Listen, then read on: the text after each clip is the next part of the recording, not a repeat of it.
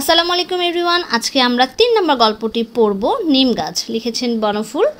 আচ্ছা, এখানে আমরা যে গল্পটি দেখতে পাচ্ছি তোমরা পড়ে নিও, আমি পড়ছি না, বরাবরের মতোই শব্দের অর্থ রয়েছে, পড়ে নিবা। আমরা সমস্যার সমাধান করব। ওকে, দেখো গল্পের কাঠামো বুঝি।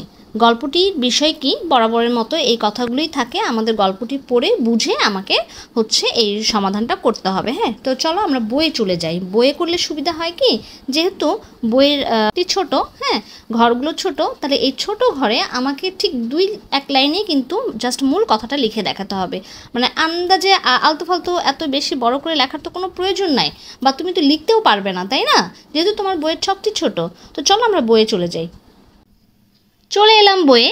গল্পটির বিষয় কি, নিম গাছ তার শেকড় দিয়ে মাটির ভেতরে পৌঁছে আটকে থাকে, ঠিক তেমনি মানুষের জীবন সংসার নামক শেকড়ে আটকে থাকে।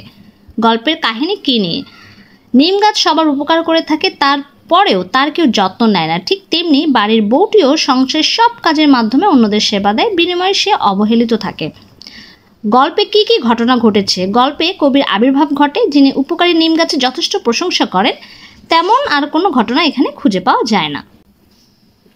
গল্পে কোন কোন চরিত্র আছে? গল্পের চরিত্রগুলো হলো নিম গাছ, কবিরাজ, লোকজন, গৃহবধূ ও কবি।